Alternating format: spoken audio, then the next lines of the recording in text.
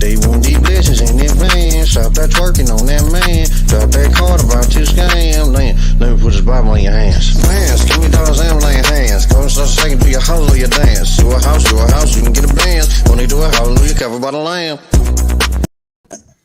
Greetings and what up, though? It's your boy, Jason Jamerson, and welcome to the Jason Jamerson podcast. As always, well, at least he was with me. I don't know where he just vanished to. We have Kev here today. You know, he'll be here shortly, but we got Kev BJ in the building. You know, we hear from Justin. There he is. What up, though? There we go. My man, 100 gram, my cousin Kev BJ. What's going on, Kev? What up, though? My bad. I had the oven on. Oh man, you got to turn that off. We ain't trying to hear a smoke alarm in the background. It ain't that serious. The podcast ain't that serious, man. You need your residence. We need that. But, what up, though, cuz? How you doing? I'm good, man. I'm fantastic. I made a wonderful mistake yesterday. And we're gonna get into it in a minute. I made the snack of all snacks, brother.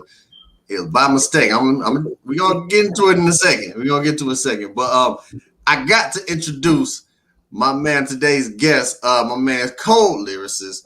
Cole, one of the dopest rappers I've seen in real life. My man, he is a father. He is just an all-around good dude. I want y'all to give it up for my man A-Dot, my man, official A-Dot. What's good with you, brother? What up, though, man? Appreciate y'all, man. What up, Kev? What up, Jay? Appreciate the great introduction. You make me sound really good there, brother. Hey, man, listen. I tell one thing I'm good at is being a host. I can make anybody sound like they the best. I make myself sound good when I introduce myself sometimes. You know what I'm saying? They be thinking they about to see Kevin Hart and be severely disappointed sometimes. But I need you, man. I need that all the time. That's the energy I need all the time. Man, listen, I don't know if you remember at the Marble Bar, I introduced Josh every time I brought him up on stage. Oh yeah, man, definitely. The energy, man. I be sitting there like, dang, I don't want to come down now. I feel like that's the biggest applause I got was introducing him, and that's because I was just going. But yeah. Man, since you in the kitchen, I gotta talk about the snack I made yesterday, right? So I made a mistake, right? The plan, I bought some fresh peaches. Got some fresh peaches at the crib, right? And so what I wanted to do was make some fried peaches. I don't know if y'all ever seen that on the internet. You know, you basically just lightly coat it in pancake batter, throw it inside some oil or whatever, and it'll cook, right? You know, it'll get a nice little, almost like a fried Oreo vibe, except it's not as thick. Okay. What I did was I made the pancake batter, like I dipped it and it was too thick. And so when I threw it in the skillet, it basically turned into like a pancake like this big, just big enough to cover the peach right there. But it was small enough for you to just be able to pop off like some chips or something like that. Wow. And I tell you, and then I had like some of that Cinnamon Toast Crunch cinnamon dust. Sprinkle that junk on, and listen. I said, I'm glad this took too long for me to cook because I'll be making this all the time. Facts. Hey, man, that's crazy. I'm a foodie, bro. So, you know what I'm saying? Right now, I'm on a little detox thing where I really can't eat too much, but I'm a foodie. You hear me? Like, man. I love some food, man. So that's all like something to get into for sure. Oh, man, just, you got to be careful. It doesn't help that I make some of the best pancakes in the world. So that pancake batter, it wasn't no, just no. It was real. It was real. Well, it ain't not Jemima no more. It wasn't no Pearl Milling Company batter. You know what I'm saying? It wasn't no Miss Butterworth. That just was.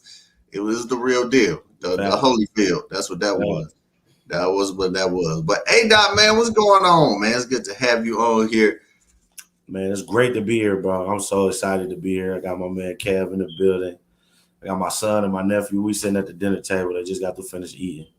Where they still eating, actually. They're eating some chicken and salad and some cheese sticks, breadsticks, some cheese breadsticks or something like that they like. So we kicking it, though. Yeah. Yeah, man. So speaking of your son being there, my nephew right there. That's your nephew? What up, nephew? My son right here. Say what up, Joe. Get in the camera. That go my son. What's up? What's going on? That's my What's nephew. going on? What's up? What up? All right, man. Go wipe your face, brother. You got stuff all over your face. But yeah, so yeah, one of the things I know you want to tackle, because I know it's something that's real big with you, is fatherhood.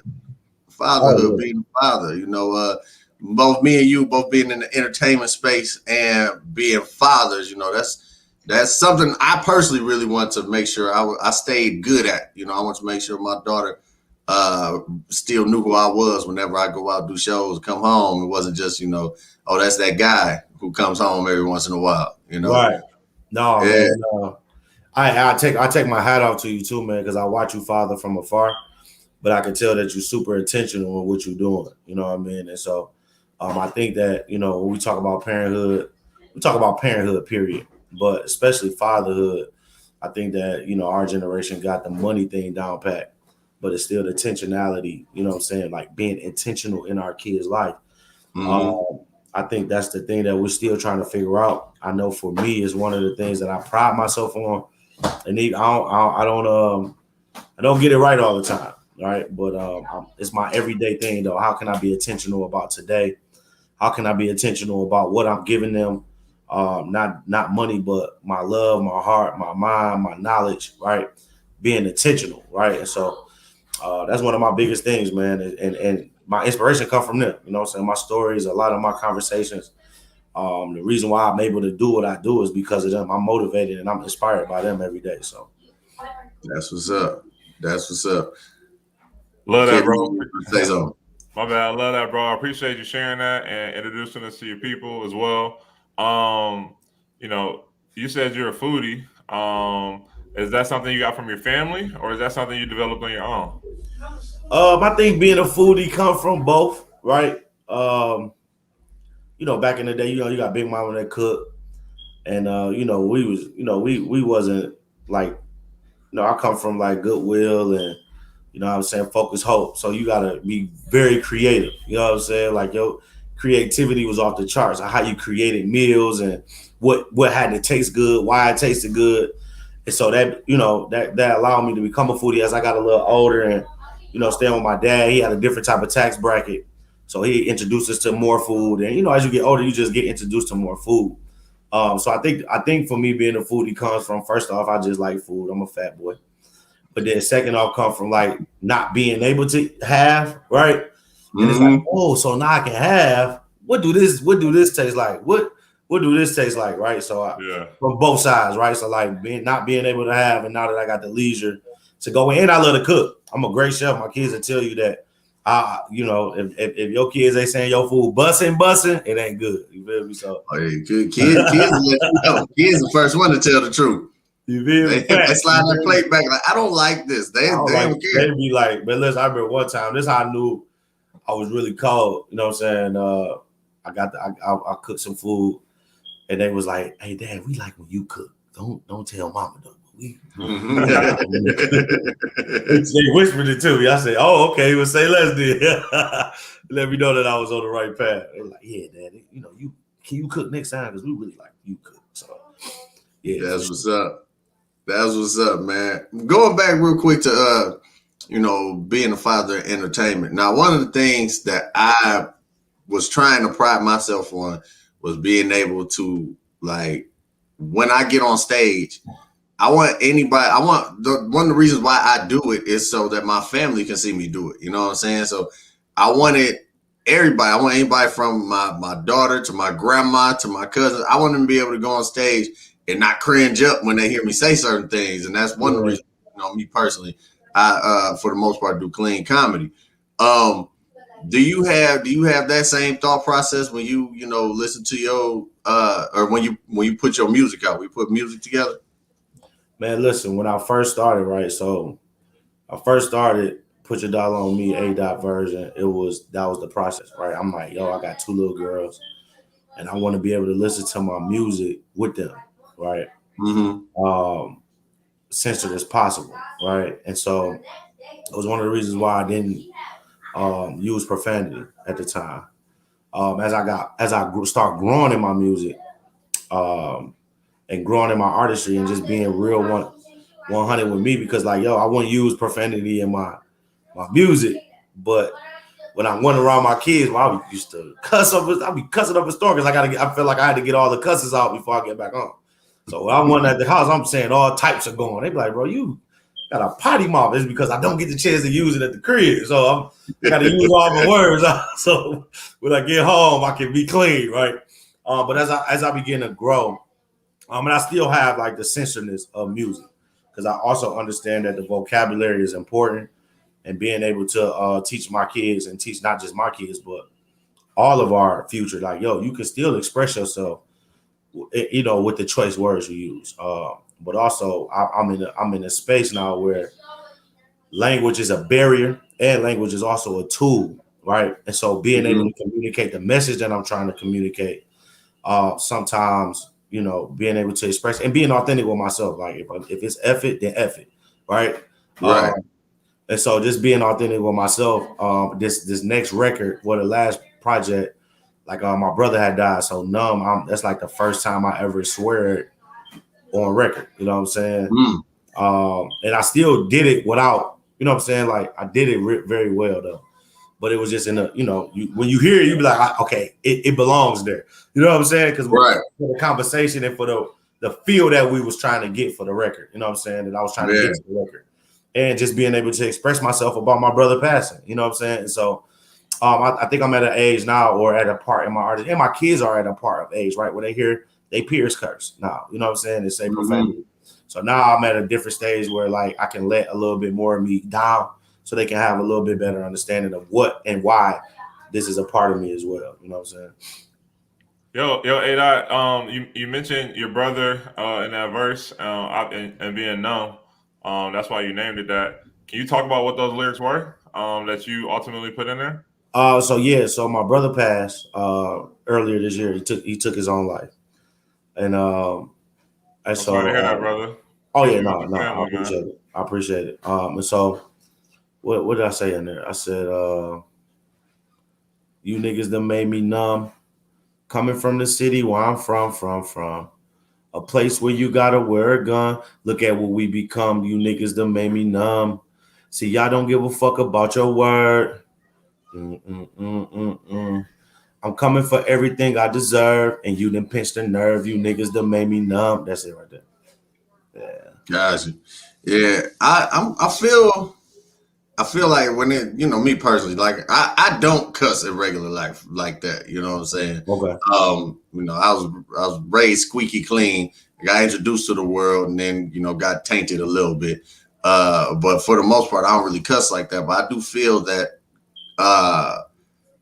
it, like, in music, if it helps you express what you're trying to say, it's better to get it out so you can express it than it is to try to find another word. Because then it's kind of being like you lying to yourself on record. A lot of people, you know, the kind of lyricists I like, the real lyricists and rappers I like, they're the ones with music that you can feel, not music that you know, they falsifying their lyrics and, you know, creating a fallacy, a fantasy or something like that. You know what I'm saying? Right. Not that there's anything wrong with that. You know, every once in a while I listen to it, but like it'll get a play versus the songs I'll be like, yo, I feel this song. But it all comes from being able to express yourself. You know, that's why whenever I do a show, I don't ever want to censor anybody from being them. So I know if the show just isn't for them, then, you know, I'm not going to put them on the show because I'm like, I don't want you to, if you don't do clean comedy and you're just going to try to take the cuss words out of your regular jokes. And a lot of comedians, you know, they understand that the cuss words are going to be like, you know, is not, the cuss word isn't the punchline, but it is an accent to the punchline. Right, so to take that out is not going to hit the joke's not going to hit as hard. Right. But, you know, I do, like you said, I do agree that, you know, being able to express yourself and not having to censor yourself it ultimately may water down the message that you're trying to put out there. Facts. I think what you're saying, man, is one of the biggest things. Like words is words. They just what it is if it's not real, and if you don't feel nothing behind it, right? I think for me, that's where I start growing at. It's like, yo, now I want to express myself. I want to express myself wholeheartedly and be honest with my expression. And not just with myself, but with the people that's around me. I don't want people to think like, yo, so who is A Dot? Like A Dot is totally different from Antoine. And I used to get that. You know what I'm saying? Like, no, Dot different from Twan. And I was like, yo, how do I allow Antoine to speak through A Dot? You know what I'm saying? I don't want to just be Clark Kent and then be Superman. I want to be it all. You know what I'm saying? Like, right. Want the world know that Clark Kent is Superman. You know what I'm saying? I don't want to hide my face. I don't want to put a mask on. And right. So that's, so as I began to, drop my newer music and just newer projects, it was just me just being who I be. You know what I'm saying? I think they don't take away from my intent and it don't take away from the way I feel. I think the biggest thing is the intent. You know what I'm saying? And being able to put the message out. You know what I'm saying? The message that I'm trying to get across anyway. And that's just to let you know that we are regular people. We put our grind face on and we get empowered, you know what I'm saying, by our purpose. We're not perfect, but we purpose. So that's the message, you know what I'm saying? So that's why I tend to try to, you know what I'm saying, communicate every time I'm on the mic or just in regular life, period. Yeah. Now you said you put your grind face on. That is that's the name of the Say it again. That's the name of grind face on. That's the name of your most recent joint. No, so put your dollar on me is the name of the most recent joint. Okay. Grind face is the movement. So you hear me be like, yo, if your grind face on, let me you say, Okay. Everybody be like, right. And so basically what we talk about, what we talk about putting our grind face on, we basically saying like, yo, the world gonna come. Like the spank is here. We call it the spank, right? The devil is here. The enemy is there. Opposition is there. You know what I'm saying? But what you gonna do to get past it? How you gonna get through it, right? And so that's what we do. We put our grind face on, and we understand that our purpose is our drive, and it don't matter what's in front of us. We're gonna do what we gotta do. We're gonna strap up and do what we gotta do. So grind face is the movement, definitely. Also, you know what I'm saying? It's LLC Entertainment and all that, but that's the movement, that's the family. And Put Your Dollar on Me, Volume 2 is the project. Yeah. Put Your Dollar on Me, Volume 2. Now, what are some notable joints that you got on there? Once you feel like you was like, yo, these are the ones. Well, actually, before we get to that, what's the story behind the name Put Your Dollar on Me? Oh yeah. So I came out with a record. I want to say about 15 years ago, maybe. I was like 21, 22, so about 12 years ago. I came out with a record called Put Your Dollar on Me. And basically what the campaign was like, yo, I'm a better rapper. I'm a better artist. I'm a better rapper than these cats out here in the city right now. You know what I'm saying? So like, you feel me? And I'm about to show you, I'm displaying it. I'm doing it on all types of beats. I got all types of styles. I'm using all type of lyrical metaphors. I'm giving you feel. I'm giving you stories. I'm doing it from all type of perspectives. I got bounce records. I got slow records. You know what I'm saying? I'm singing on certain tracks. I got messages. I'm doing all types. So like my first Put Your Dollar on Me record, I had 23 tracks on there. And the whole concept was like me like running for mayor, like running for like being the best rapper in the city. Like, yo, put your dollar on me. I'm the one that's gonna take us to the next level. People need to be studying what I'm doing, right? And so then part 2 comes out, and I sat on it. Like I said, it's been like 12 years. And I went through different phases of music. I went through different phases of life. I've been through some stuff. And it was like, yo, I found my win back. I'm like, and then I'm listening to again the messages. Now my kids are older and they listen to the Icewear Vezos and the T Grizzlies. And there's no, you know what I'm saying? Shout out to everybody that's doing what type of music they're doing, Oba Rollins. But I'm like, yo, where's the type of music that I like in the city? Who doing what I'm doing? And I'm still feeling like, no disrespect to nobody, but if you don't feel like you're the best, you know what I'm saying? You better than them, then I mean, rap is a competitive sport. So I'm like, yo, I'm better than them. I'm better than everybody that's getting paid. I'm better than everybody that, you know what I'm saying, that people that's, you know what I'm saying, doing all this for. I'm like, yo, put your dollar on me too out. You know what I'm saying? And this is how we gonna rock. Put your dollar back on me, and I'm back here and I'm back outside, and I dare somebody say whatever. And I'm telling you I got whatever bar for you. You feel me? So he ready to run for mayor again. Ready to do it again, dog. Ready to do it all over again. Hey man, I put my dollar on you a while ago. I remember Bullfrog. I think it was a show you were doing. It's like a showcase type show. Mm-hmm. And It was me. I think Josh Adams was there or whatever. But I didn't know. I think somebody was just there. I don't know if they was playing the drums or keyboard or whatever. And just artists back to back. It was just a huge cipher. And I'm just sitting there like, yo, you can tell that these boys ain't wrote none of this stuff. They just coming off the top, just going. I think it was you. I think PA was there. Who else was there? There's a few other people there. I'm like, yo, these boys going. They got night. Like, you know, I could spit a bar or two. You know, give me some time. You know, I'm the Batman on the bars. Give me some time to write, and I'll keep up with anybody. But y'all was straight. You know, like the Flash and Superman. Like, oh, we here right now. Let's do this. I'm like, yeah, no, I ain't ready. I think I remember that, man. I think it was H. My guy H was there. Because every time I go to shows, when we go to shows, we like to go deep anyway. We like, yo, we about to go hit this showcase. No matter who headline, everybody go sign up, and we all about to just, you know, we call it running train. We gonna run Bustos on the mic, you know what I'm saying? And they gonna have to hear us. As long as they hear Grind Face and we all dope, they gonna have to like one of us out of here. You know what I'm saying? And so that's right. That's always been our mentality. When we hit the stage, we go crazy. Let's go, hey, where y'all at? Oh, we about to go down there. All right, let's go run a train on the mic. Let's let them know where we at. You know what I'm saying? So we come out in numbers and come deep. So I think I remember that show. We used to do that at the Bullfrog all the time, come out in numbers. Because cats used to think they was sweet. It's like, yo, I mean, like I said, I'm never mad at nobody and what they do, but it's a competitive sport, man. I'm very competitive. You know what I'm saying? Whether I'm playing Madden, whether I'm doing push-ups, you know, that's why I came and worked out with you, because I don't want to look weak yet. You feel me? You feel me? I gotta come talk my trash, nigga. You be on something. I'm like, nah, I ain't messing with Jay yet. I can't talk no trash to Jay yet. Let me get my life together. Man, listen, if that's what you waiting on, you're gonna be waiting for a long time. You may got me on the bars, but I got you on the bar. You know what I'm saying? That ain't changing no time soon. Say less, no, man. I see you definitely doing your thing, man. But yeah, so that's all. That's what it's be about, bro. It's just a competitive. It's the competitive in me, the competitor in me, right? Like when I hear music, I'm like, you know, this is what I know how to do good. I need to be one of the, if not the best at all times. And I know I'm surrounded by cats that I know that's better than me. I feel like that's better than me, right? I don't think I'm the best lyricist or the best MC, but you put me when it's my turn. I'm trying to tell you I'm not playing with you. You know what I'm saying? When it's my turn. I'm not playing with you. And so, man, it's a lot. Listen, bro, it's a lot of features that haven't came out of some of your favorite cats in the city because the way I did them bad on the records, they like, yeah, I can't put this out. You know what I'm saying? Like, nah, you killing me. They never even revisit because it's like, you know what I'm saying? It's like I'm not playing. I ain't coming over here to play with y'all. Boy, you call me up. I'm not playing with you. So yeah.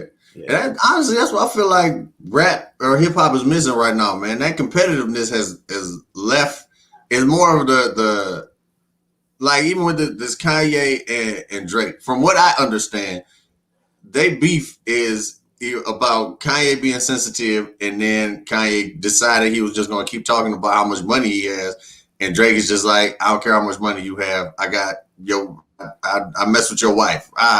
It's like the competitive nature of the sport has changed. I don't even say the sport, but the competitive nature of hip hop has changed from I got bars, I'm a better rapper than you. Like, you know, the Nas and Jay-Z beef, for the most part, was based on I'm the best rapper alive. And he was like, no, I'm the best rapper alive. Well, let's prove it. Let's talk about it. Now it's petty stuff. You know what I'm saying? Like, there's no real rap beef because of rap. And I feel like, and then everybody wants to do songs together, even when they are beefing and be best friends on the track. And I was like, whatever. I think money. I think the way money flow changed the game, right? Why people don't have to compete no more because niggas is getting paid doing the bare minimum, right? One thing I learned about music and being in this industry is that it is 80% business, right? If you got $1, you invest in it and you'll get it out. You know what I'm saying? You'll get your return. You get a very few talented people, you know what I'm saying, that can be like, oh, he's talented. And people will listen to somebody that's talented. Man, this is about money. You got some money, you can be the most trashiest cat in the world. You know what I'm saying? I mean, like, think about it. Think about when Lil Jon and the East Side Boys started coming out. Niggas didn't want to hear that for real, but because they had a bag, and then we was forced to hear it, it became a culture. And shout out to Lil Jon and what they did. and how they changed the culture, right? You know what I'm saying? Whether they did it for whoever want to vote for better or for worse, he got a bag. You know what I'm saying? Mm-hmm. Like he got a bag out the deal. And so I think because of that, because the bags are so heavy and you can make money investing, niggas don't care about, you know what I'm saying? Like they don't like the competitive spirit of, am I really better than you as a lyricist is gone. Like cats don't even write no more.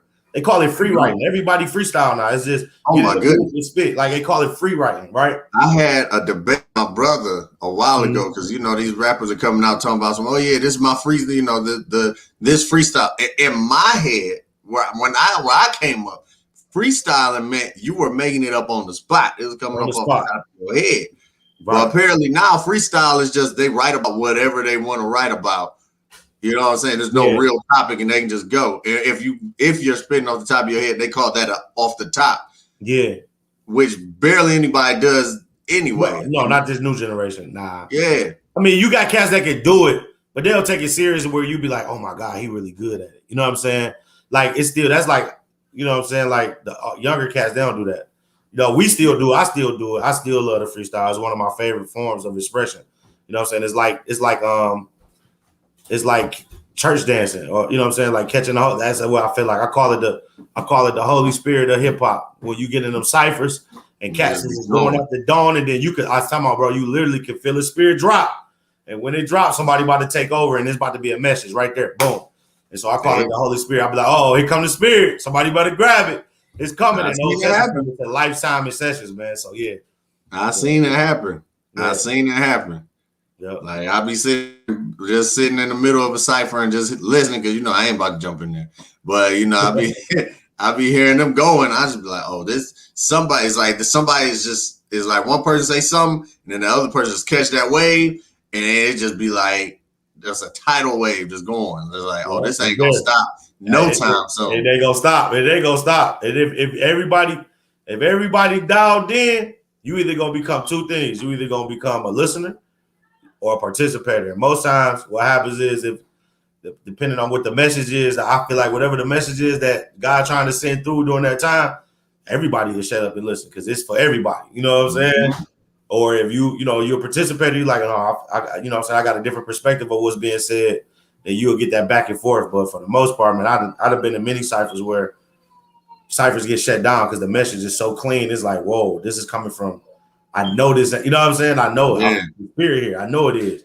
You know what I mean? So yeah, for sure. Yeah, start off with 10 people and then just end up being 2 people going. 2 people left. You know what I'm saying? They be like, man, they still rapping. They're rapping for over 30 beats, still going. Still going. They turn the beat off and they still going. Like, man, them the old days. I miss them days, bro. I'm talking about, man. I used to miss them days, man, because when you done, man, you talking about a weight being lifted off your shoulder. You talking about like the equivalent of being healed. You know what I'm saying? The equivalent of, you know what I'm saying? Like, man, those type of sessions, I used to walk away from them and be like, thank you, Jesus. Like, I feel really good. I'm about to go home and go to sleep now. Oh, that was on my it's like it's therapy. You know what I'm saying? It was therapy, dog. You know what I mean? For sure. Yo, A-Dot, who are your favorite rappers? Just growing up and who you've been listening to, and then whether you're favorite or not, like who kind of inspired the way you kind of flow? Man, I got a few, man. So when I started listening to hip hop, it was Bone Thugs and Harmony. Bone Thugs and Harmony was like my favorite rappers of all time, and Tupac. Tupac was one of my favorite rappers just because when you listen to Pac, you don't believe that it's not real, right? It's like go back to Jason's point. Though Biggie was crazy lyrically, I didn't really start listening to Biggie and understanding him till I got older and understood the lyrics and started writing. You know what I'm saying? When I was younger, it was about impression. I was impressionable. You know, when you're young, you're impressionable. So Tupac was more impressionable because it was like, no, he really a thug. He really killing it. You know what I'm saying? Like, Bone was like, yo, they really be out here selling drugs. Like, they really, you know what I'm saying? So it's like, and because I come from a church background, you know, that harmony is amazing to me. You know what I'm saying? So always keeping that in mind. As I get older, though, I get into cats like DMX, you know what I'm saying? Again, for some of the same principles, You got the harmony X. Ain't no way you're gonna stop my you know that harmony. Old man vibrato going. Yeah, you feel me? You and your uncle walk around the house just singing. Facts, man. So yeah, so for some of the same reasons, it was the way it made me feel, the harmony. I'm always been a harmony person because I grew up in church, you know, singing in the choir, my people singing, and you know, the quartet singing. So I've always been a harmony person and live instrument band type dude.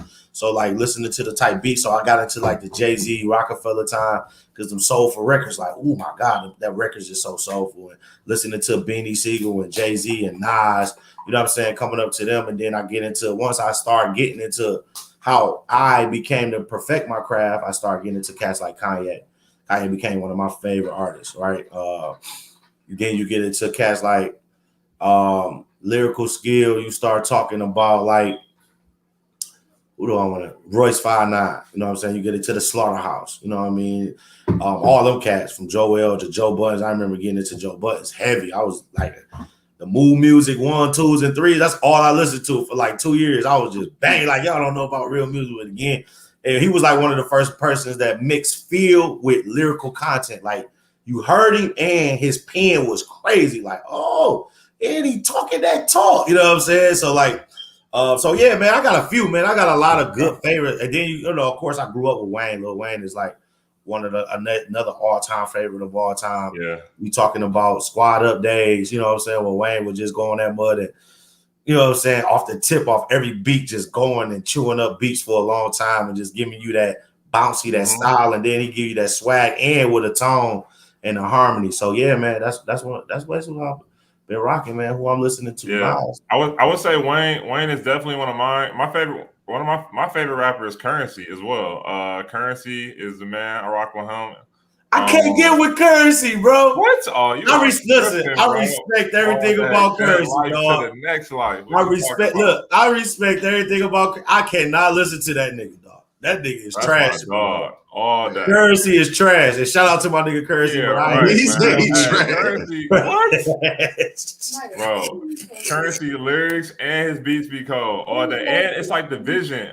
You talked about the vision. Currency got a vision with all his products. He put work into that. Come on, man. But look, I respect him I've learned so much watching Currency, right? Like I've been watching Currency since he was with Young Money, you know what I'm saying? Coming up and figuring out, then he became Currency, right? So I'm always in tune. I'm a hip hop, but when I tell you I'm a hip hop head, I'm a hip hop head. I'm in tune with the culture, whether I like you or not, whether I listen to you. That's just my personal preference. That don't mean nobody else don't like you. You know what I'm saying? But yeah, Currency is a genius. He's a genius. One of the first niggas to do the indie and make real money off indie music. That's my guy for sure. I just ain't listening to him. I don't want to hear it. Shout out to my guy. Shout out to my guy Spitter. But let me ask you this then. What about you talked about Royce the 5'9". I love some Detroit artists as well. I love the variety that Detroitist artists have. You know, I think outside of Michigan and Detroit, people hear only one sound, maybe two sounds. But definitely. I love the variety, you know what I'm saying? And so can you just talk about, are there other Detroit artists other than Royce that you're... Oh, man, it's a plethora. Like, man, he mentioned Pierre Anthony, one of my favorites. You talking about Sonny Cartel. So some of the people I'm going to name is because I'm inside, like I'm sure Jason can name some comedians that you probably don't know, right? So because I'm inside the artistry and coming up, I'm about to name some people that might not made a name yet, but man, when I tell you some of the dopest cats and talent that I listen to on the regular, you know what I'm saying? You got cats like Jay Beretta, crazy, one of the cats I listen to on the regular. King Ray. I don't know if y'all know about King Ray. King Ray just dropped 2 crazy projects that's dope, grown people music. Love it. King Ray got opened a restaurant too, didn't he? Huh? King Ray opened a restaurant, didn't he? Or am I thinking somebody else? Man, listen. Pizza Man Pizza. Not only did he open a restaurant, he got 2 locations now. One of them inside the New Meyer downtown. I had no idea about that one. Shout out to him. Yeah, shout out. Big homie said, big shout out to him, man. Just big shout out to everybody that, of course, my whole Grindface movement. It's a lot of R&B artists in the city I listen to. Man, the city got a lot of talent, bro. You know what I'm saying? It's a lot of us here. And I rock with them. You know what I'm saying? I listen to the Doughboy rap as well, but I'm more so on the artistic and hip hop side. You know what I'm saying? That's what I like to listen to. I respect the Doughboy rap though, like the Ice World Vezos, the the T Grizzlies, the Courtney Bells, you know what I'm saying? Like the payroll, like my guy Courtney, the payroll Giovanni's, you know what I'm saying? Like all them guys, man. Like it's a plethora of us, bro. All the way back to Miss Corona, Super MC, you know what I'm saying? Like it's a lot of us in the city, man. Dean Bean still making music, man. Shout out to Renaissance, man. That's what they used to call him. You know what I mean? So like it's a lot of us, man, from Gwen Nation to man, it's a lot of us, bro. It's the list. The list is so crazy. They just, everybody waiting for their time, man. When their time comes, y'all, I hope, hopefully the world get a chance to be able to listen and hear them, man. Go follow all them people I just named. They from the city, super dope music, though. It's crazy because I actually have heard the majority of the people that you said, and I'm like, yo, not knocking nobody who's out right now, but I'll be saying who is choosing who gets their time and when is their time to get it. I'll be sitting there like, this who we all want to represent us? Like, all right. But again, like I said, the thing about the music game, man, is it's a money game. You know what I'm saying? This thing is about bread. You got to be able to, you got to have a couple dollars. You got to have a couple dollars to start. Ain't no, you can make it off talent, you know what I'm saying? And even in making it off talent, there's some stipulations you're going to have to abide by, you know what I mean? But like, if you want to do it on your own and do it your way, you feel me? You gotta have your money up. So, like I said, respect to everybody. You know what I'm saying? There's no disrespect. You know what I'm saying? I'm just a competitor, and I like what I like. So that's my opinion. Yeah. No, I understand 100% what you're saying because, like, like I was going to jump in y'all conversation a few minutes ago when y'all was talking about Currency. Y'all both are huge Wayne fans.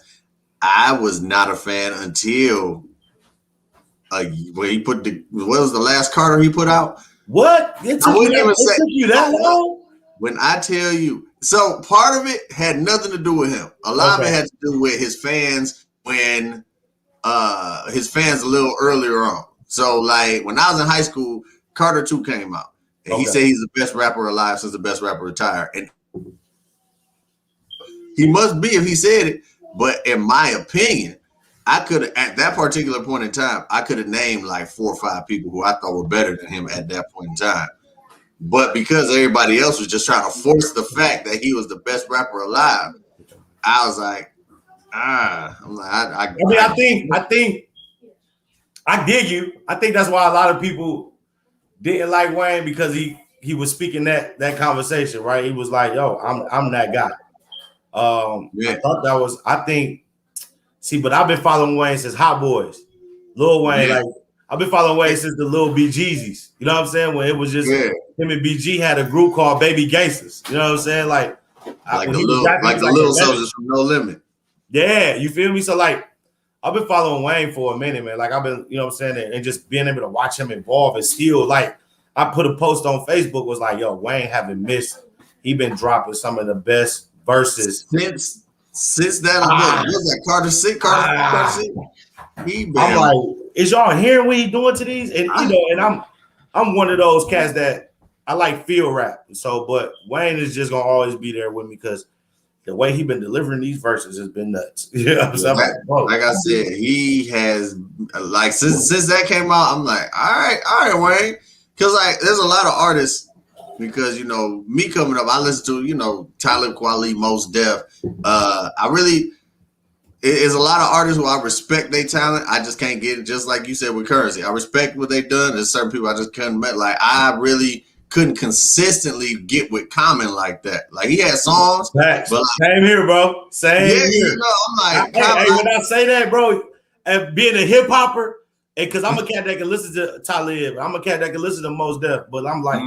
Common was somebody that I just couldn't get into. Never get all into the time. Common. It was like he had songs. I mean, okay, this all right. I was like, but it's like now I listen to the rest of the album. Bro, that's like blasphemy in the hip hop community. What you can't listen to Common? I'm like,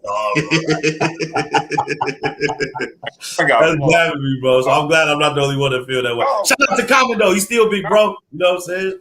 Shout out to Common. He's still big, bro. Yeah, what'd you say, Kim? Common got flow, man. Y'all tripping. He got flow. I mean, he showed up. He show up, man. Listen, Common is just one of those rappers to me, because and I understood Joe Budden when he said this. When he started becoming like he started this podcast, he said, "It's now I can be a fan of hip hop again." Because when you're in it, you're always comparing. I'm always comparing, even though there's certain people that you just like solidify, take your hat off to, like a Jay-Z. You just take your hat to Nas. I don't even try to compare, even though that's what my level of talent is. I feel like I'm banging with Jay. I want to get on the song with Ho, but it's certain people that you just don't compare to. But when I'm listening to music, I'm always like, what? I'm listening, but then I'm rapping at the same time. Like, oh, I would have killed with this bounce. Oh, I would have said this. You know what I'm saying? So you really can enjoy music while you're an artist. And I used to be like, dang, Lil Wayne, I would watch his interviews because I watch more interviews than I do listen to music now. I like to hear who they are because I'm an artist. So I like to hear what they're going through and how they persevering. And so I watch their interviews, and I remember Wayne was like, man, I cats be like, yo, who's these new cats? I don't really be knowing them until like I get a feature or something. You know what I'm saying? Because I'll be so stuck in my world. I'm so stuck in doing what I'm doing. I don't really have time to really listen to the next man at this point. I thought he was lying, but like when I've been, doing the Put Your Dollar on Me, I really ain't been listening to nothing for real. I got my little twos and views because I respect, you know what I'm saying? But man, I've been in my world trying to create and still build. So I get it. That's how it is.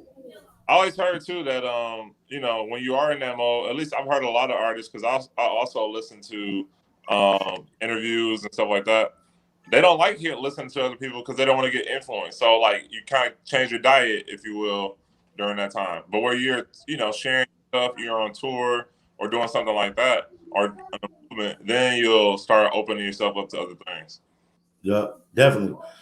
Like I really didn't start listening to music once the Put Your Dollar on Me project was done. Like when I was like, okay, I got all the records. Then I started going back to catch up. Like what I missed. And I really kind of did it just to compare my sound. Like who am I sounding like now? Who would people be like, you rapping like what? You know what I'm saying? So I really was doing it just trying to compare. I was like, I really did a good job with this project. It's very eclectic. It got some nice, you know what I'm saying? It got a nice smooth records. It got some bounce records. You know what I'm saying? It got some hardcore lyrics as far as like, if you into lyrical ability, patterns and similes and metaphors, it got stuff like that. And it also just got, some reality music, like real music. So I'm excited about it. Dope. Well, man, listen, you being a lyricist, I've been waiting to do this all week. Yeah. Oh, man. And I was able to get some of them written down. Some of them I just know I got them in my phone. I know what we're going to do. But right now, because we got you being one of the coldest lyricists I know, I appreciate it. I want you to rate some bars for us, man. Okay. I want you to rate some bars for us. I like this game. Yeah. What we rating them on what? From 1 to 10? What? 1 to 5. 1 to 5. Okay. So it could be 1, 1.5, 2.5, 3, 3.5, 4, 4.5, or 5. I love it. All right. Now I'm not going to tell you. You may know some of these verses, but I'm not going to tell you who wrote them. Like I said, I only got 2 written down. The other ones I got in my phone. Okay, right? Cool. So this first one, it says, now we catch him at the chicken spot, up a couple chops, put that N-word with 100 shots, ra-ta-ta-ta-ta. Diddy made that N-word Diddy bop. Cha-cha, cha-cha-cha. He thought he was going to knuckle up. B-word, I don't box. That's like a 2, bro. 1. That's like a 1.5, bro. That's trash. That is trash. Trash, bro. Reading that, I'm sure he probably got a bounce that made it sweet, because that's the other thing I learned about, like, music and rap, like how Big Papa just ain't do nothing but spell his name, but we all quote it every time. B-I-G-P-O-P-P-A, no info for the D. Like, he ain't say nothing fresh. It was just the way he said it. You know what I'm saying? Yeah. The lyrics, if you read the lyrics, he just said Big Papa, no info for the DA. Those lyrics are trash. Really? If you think about it. That's all he said. Like, lyrically, that's trash. Right? Sonically, though, I'm sure, dog, whoever wrote that, I'm sure sonically is probably had you on that tip. But if I'm reading the lyrics, that's trash. 1. That's just like the that Music Soul Child song, that one of his first ones, that Mary, how good you go. Yeah. And that one part, he made it sound sweet. He's like MARYHOWUCRUMPESOCRUELTOMEMY love. I'm like, ooh, going. He's like, Mary, how could you be so cruel to me, my love?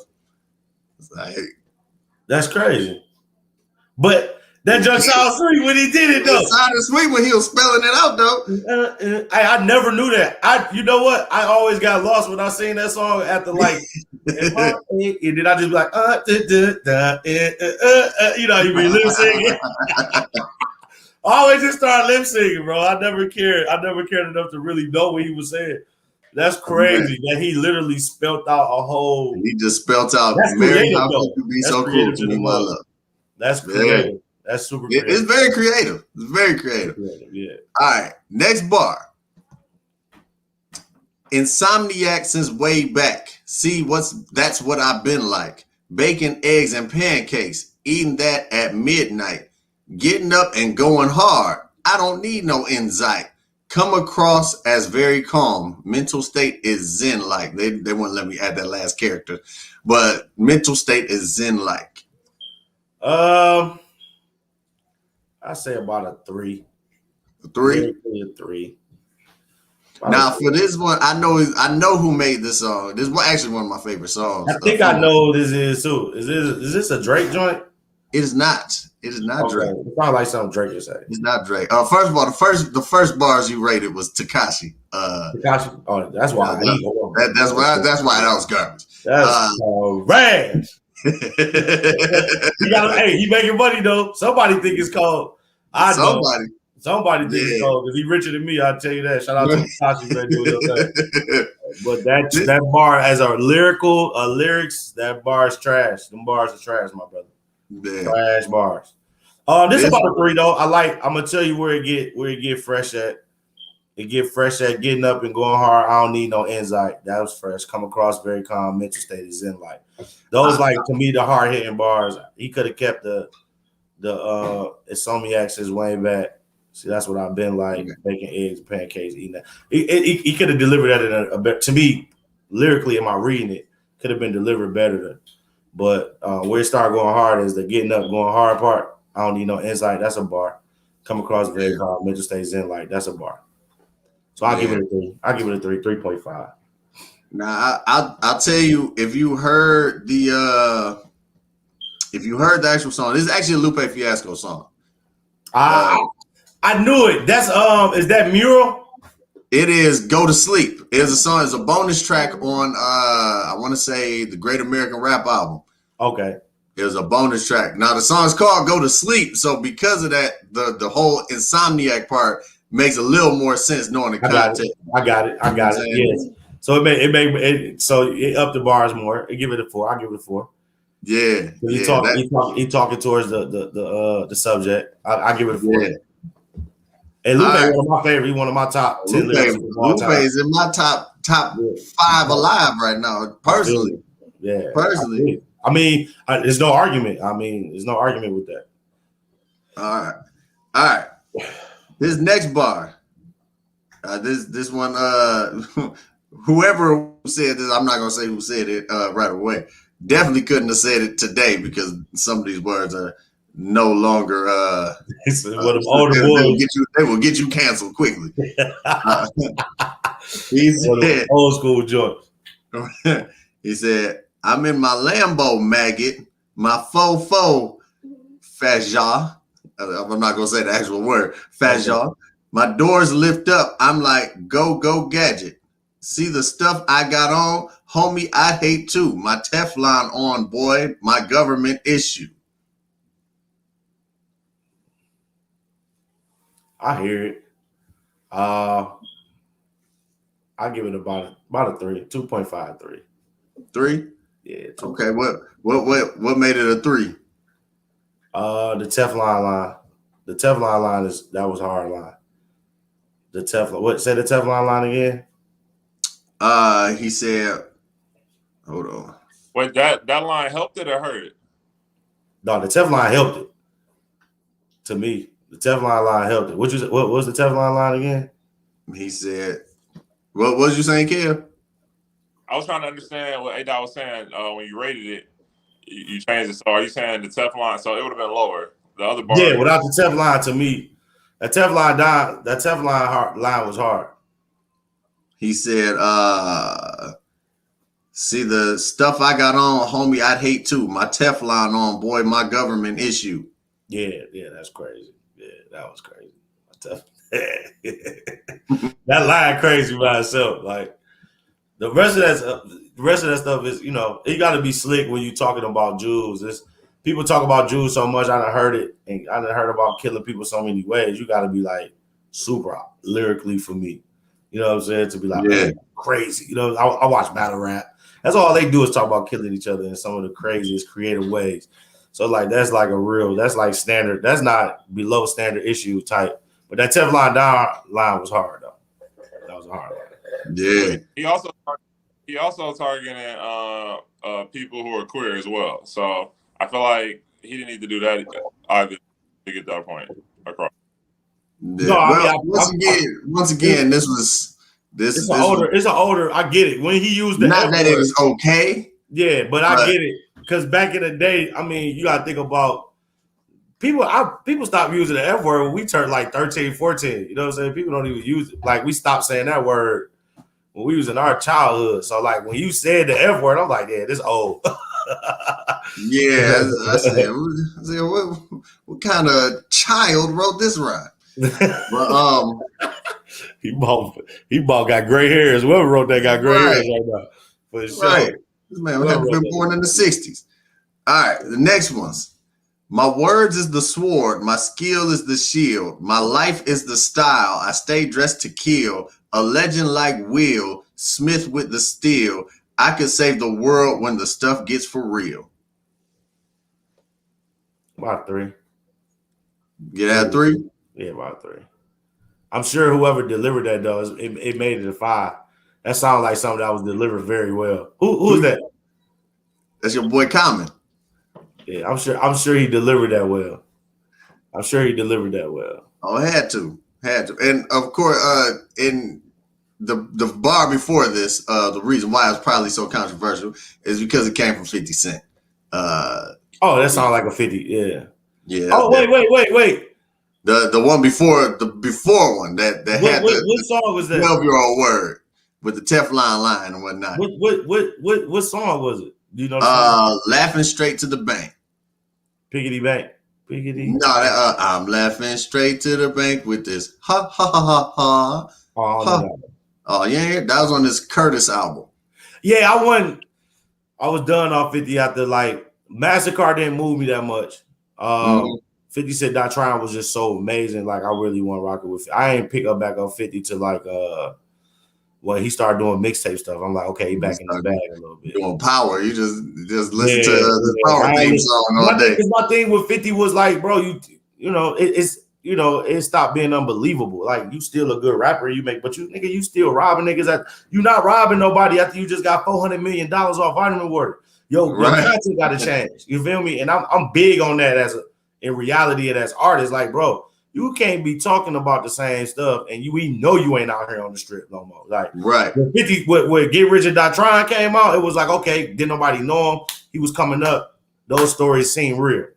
But after that, bro, we seen you get a $400 million sign. You know what I'm saying? Just off vitamin water, you sold the biggest record, one of the biggest hip hop records of all time, bro. You are not on the block no more robbing nobody. I don't want to hear about you killing nobody.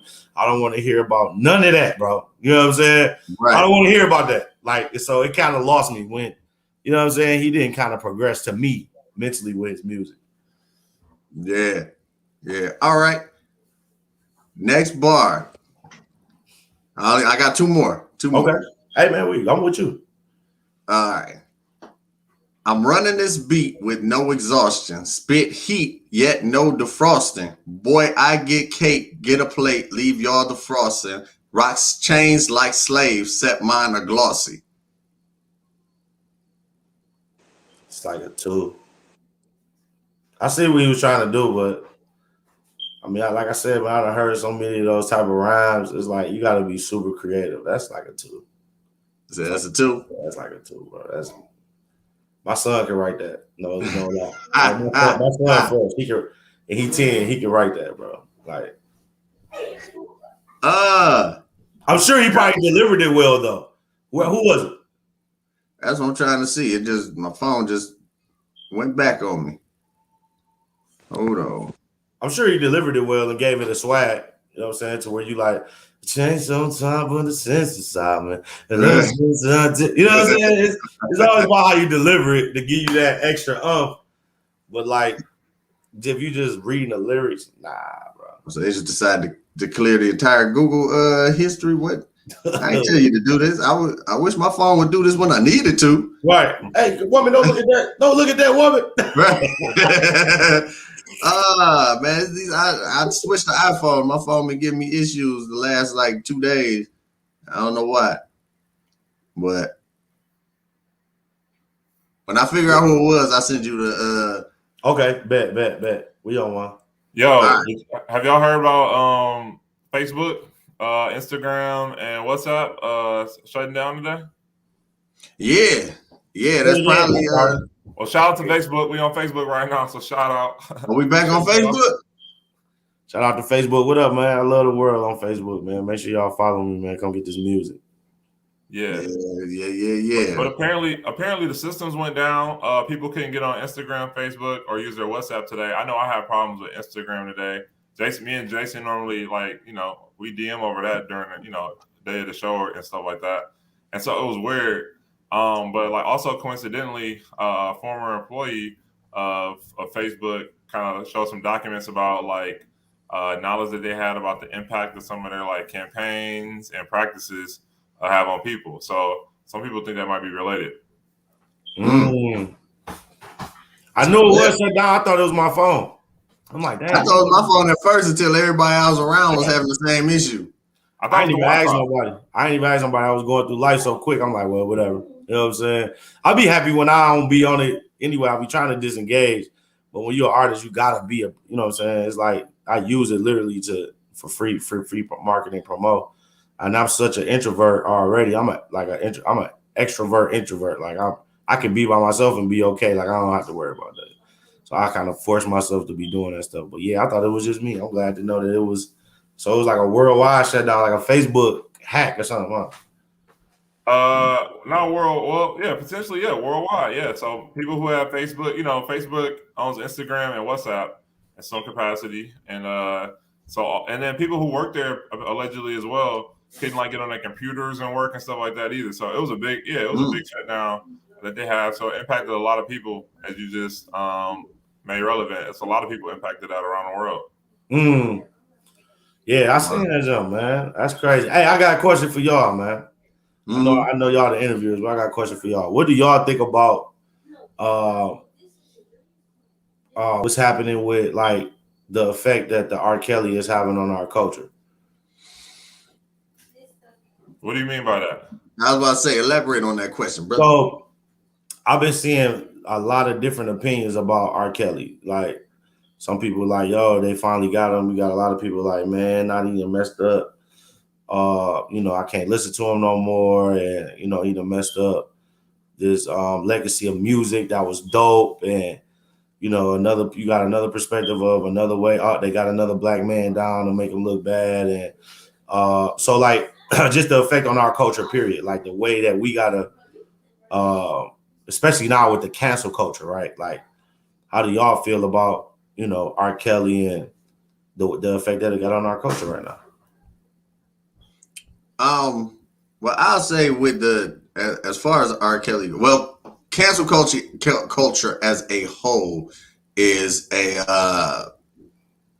I'm not the biggest fan of cancel culture as a whole because they don't, most of the time, it's too broad, right? And cancel culture as a whole is too broad. There's no clear-cut rules on what it's going to take to get somebody canceled, whatever the case may be. However, in this particular case, R. Kelly canceled himself a long time ago. He should have been canceled a while ago. And this is just from being a man with sisters, a daughter. It's like there's And then, so my opinion, I said this last week on the show. My opinion is not only he shouldn't be the only one who goes to jail. Of course, he definitely needs to be put in jail. Everybody who was involved, because I know for a fact he wasn't the only person walking around. Just he didn't just walk around with that little bandit mask on, the Piper mask on, talking about some, hey, little girls, you want to come up? No, they were collaborators. He had to set that up. You know what I'm saying? So I think they should all go to jail. And I feel like the artists who made money off of featuring him featuring on their songs or them featuring on his songs, I feel like they should take some of the give some of that money to some of them victims. I never heard that perspective before. Because you got to remember, at one point, R. Kelly probably was the best R&B singer, period. Like he best artist, period. Like best artist, period. He did it all. He did it all. He ran to Kelly for a hit for sure. For like the late 90s to like 2000. Yeah, for like 15 years. R. Kelly was the guy. And what comes with that, I did hear most creative, like some of the smartest people or the most creative people on the planet have some kind of vice, and unfortunately his was little girl. And this we should have known that it was time for him to just stop, and somebody needed to step in, take his phone, do whatever the case may be. Don't let him do no more interviews. When he did that one interview, and the guy straight up asked him, are you attracted to teenage girls? And he said, define teenager.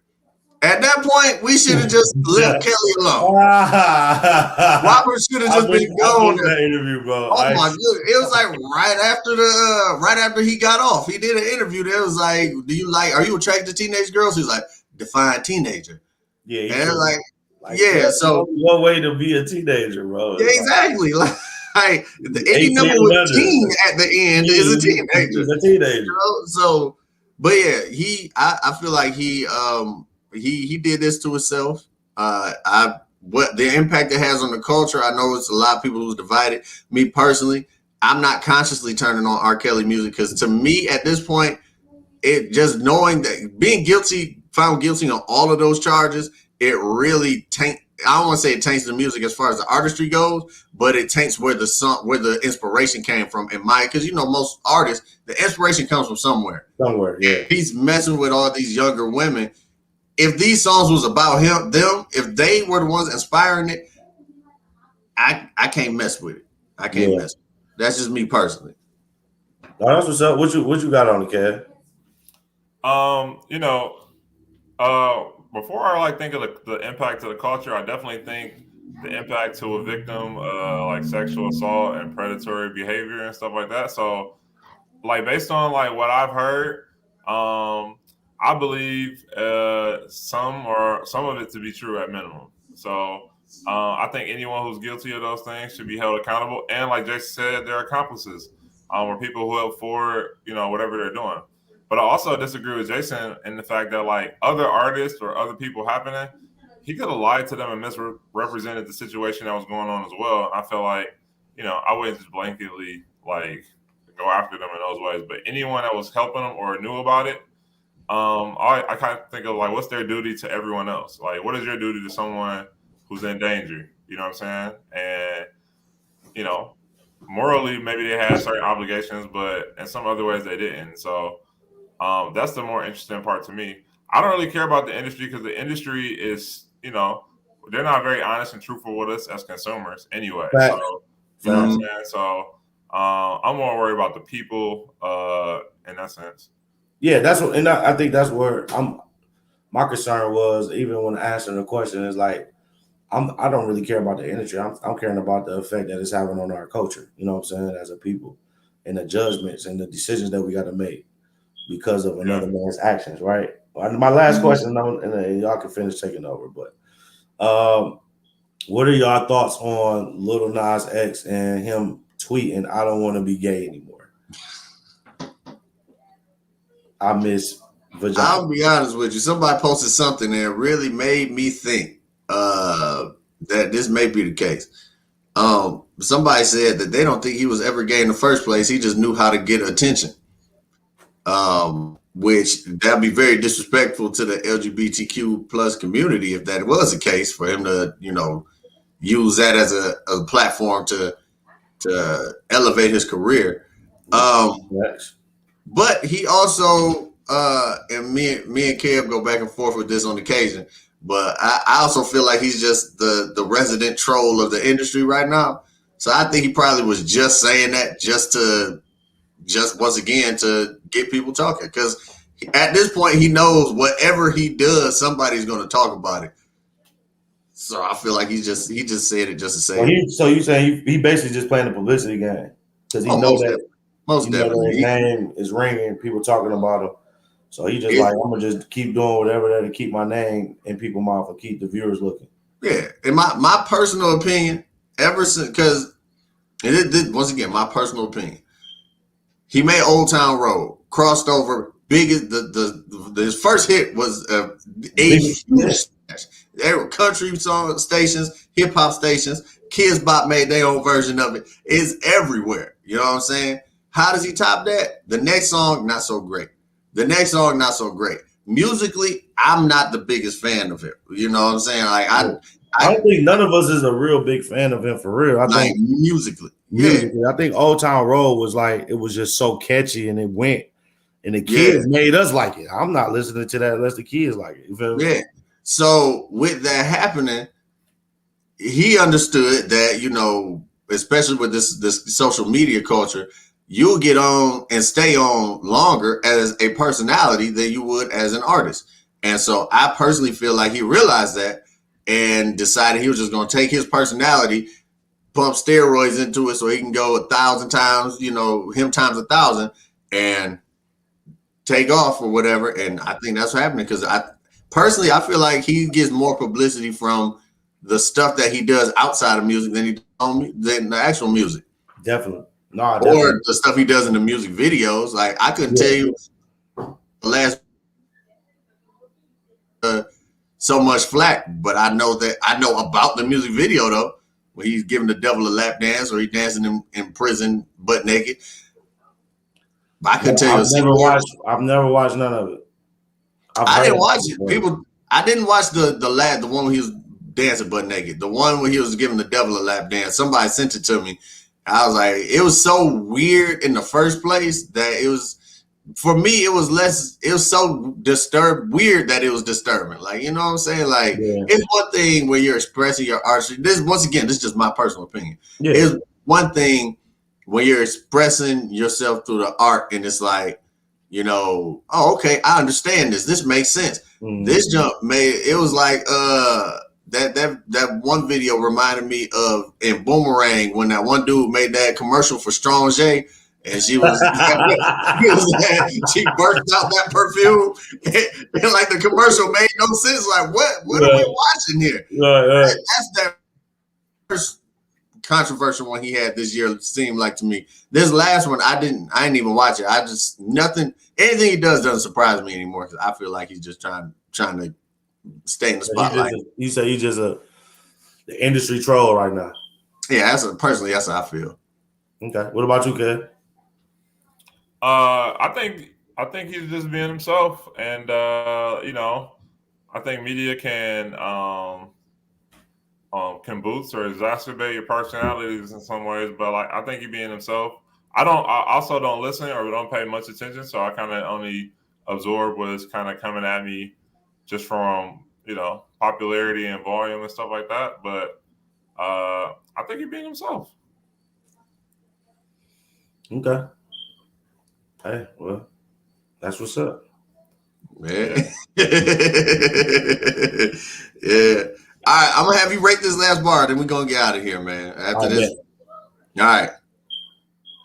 It goes, my chain will turn an ordinary child into a hunchback. Private talking smack, I'm the captain, homie, crunch that.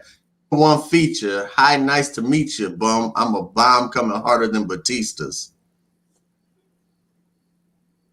I mean, I don't care for what he's talking about, but it was pretty dope lines. I'll give it a 3.5. 3.5? Yeah, I'll give it a 3.5.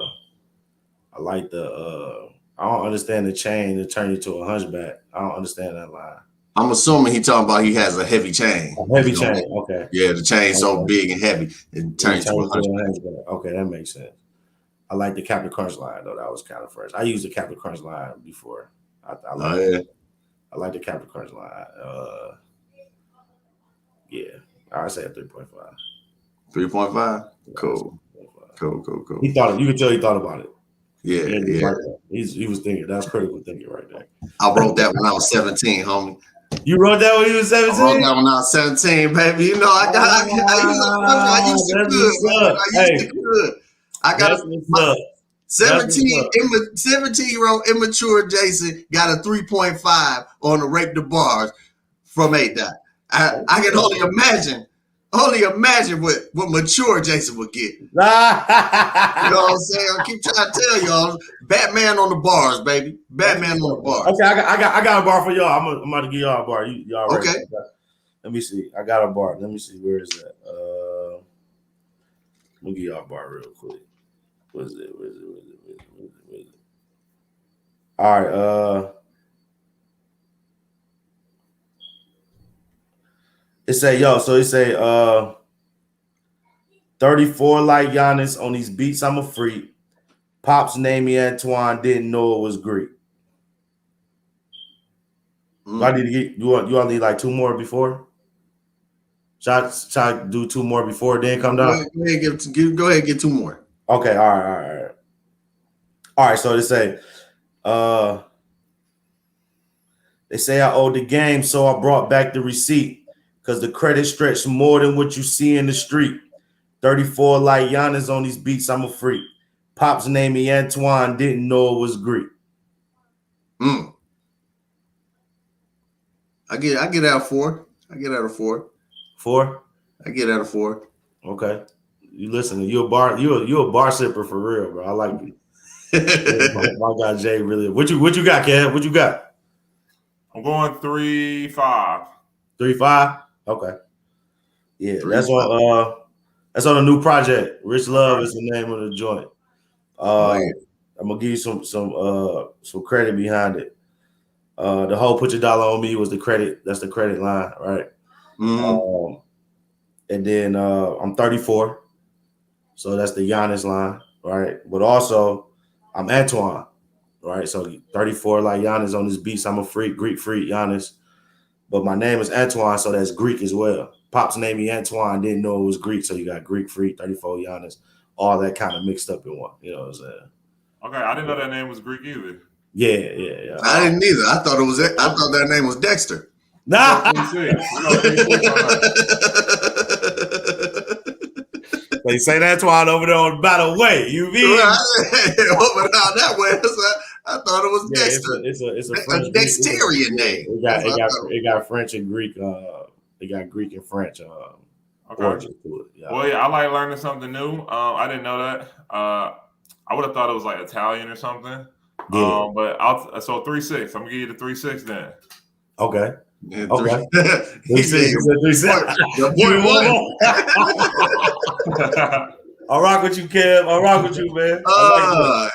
Well, hey, we've been on here for a minute. We can keep going if we want to. We start talking music, I'm gonna be going. So you know, we gonna have to put a stop to it right now. A-Dot, go ahead and tell people where they can find you, where they can find your project, how they can book you, because y'all want to book this man. Hey man, I appreciate the love, man. Listen, you definitely can follow me on all social media platforms at official A-Dot. I put that on there on purpose. That's down there. That's official A-Dot. The word official and ADOT. All social media platforms. You can Google it. You definitely want to subscribe to the YouTube channel. I'm dropping new content, new videos once a month. I got a new video dropping this month called One Look that's coming out. Also, you can book me at Grindface Entertainment at gmail.com. Again, that's Grindface Entertainment at gmail.com.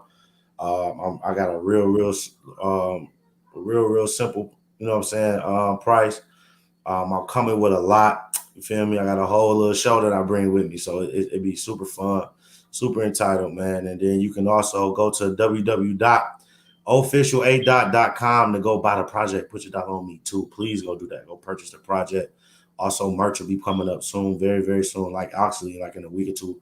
Been working on the merch for about 3 months now. So about a week or two, we definitely gonna launch the lines, man. We got all types of stuff from socks to fanny packs, man, to book bags, to hoodies, to shirts, man. Whatever y'all like. Women, we got workout gear, we got all that, right? So whatever you got, man, I put a G on that thing. We put the grind face on it, and I got an A-dot joint on there, man. So we definitely putting those together, man. And whenever you want to just come holler at me, come holler at me, man. Again, Put Your Dollar on Me, Volume 2 is out. Go to www.officiala.com, man, and everything. You can just follow the steps from there, man. I appreciate you, Jay. I appreciate you, Kev. Kings, man, y'all are a blessing, man. Hey, we gotta do a part 2 of this, man. I have fun. Oh, most definitely, most definitely. We got a lot of stuff. You more than just music. We got some more stuff to unpack. Facts, man. Definitely. Yo, A-Dot, are you on streaming services, Spotify, Apple, or anything? Yes, man. I'm on Apple Music, on everything streaming. The project is not up there yet. I'm holding the project for a good reason. I'm actually going to release an NFT version of it very soon. And then after I release the NFT version, I'm going to give a standard version that everybody can just stream. So also, when you buy the project, it's 3 hidden tracks on there, right? So you can listen to it. It has 12, but if you buy it, it's really 15. So I got 3 tracks on there that you can definitely get, that you can't just stream. You can't listen to it. You got to purchase it to be able to get those 3 records. And also, I'm coming out with an NFT version because I recorded maybe like 25 to 30 songs when I actually, to the battle for the project. So what I'm going to do is I'm coming out with an NFT version. I'm just going to put everything that I recorded for the project.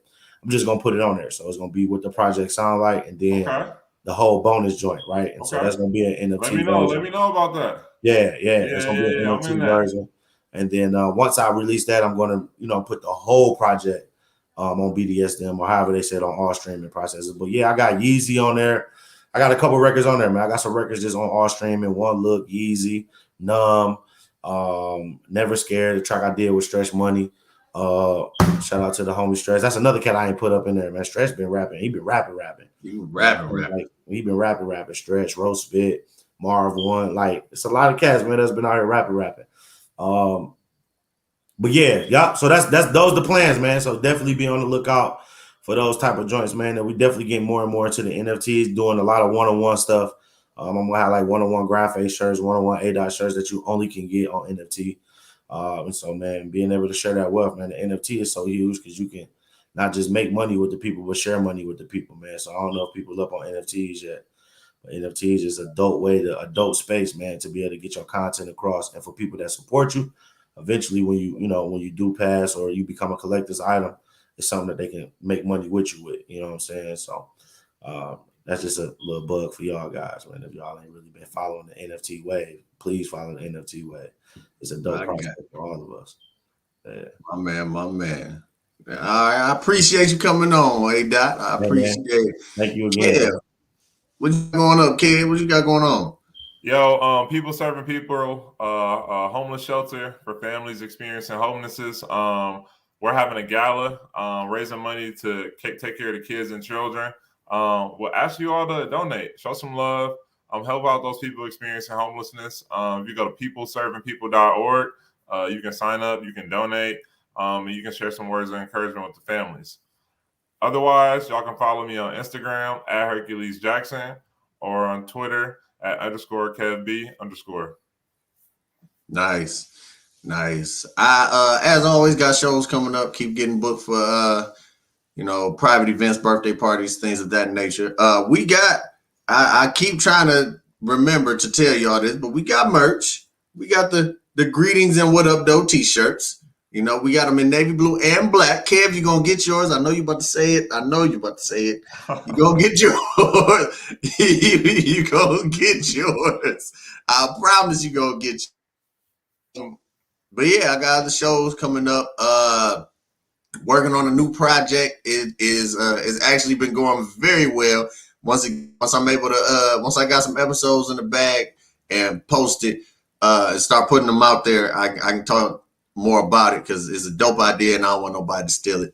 But yeah, other than that, we in here, baby. We in here. So Y'all know where to follow me. If y'all watching this on YouTube or Facebook, y'all already know. Instagram, same name, just pushed all together. So once again, thank y'all for watching. I know this was a lot of y'all came in late because Facebook was acting up, but you know, it is what it is. But thank y'all for watching. For the ones who are going to watch later, I appreciate y'all coming back here and watching, taking some time out y'all day for watching or listening. If this ever gets up on Apple Podcasts, if they want to stop playing games. But until then, next week we got a whole new show. It's gonna be dope. It's gonna be fun. Tune in next week, every Monday at 8 o'clock, the Jamerson Podcast. Peace out.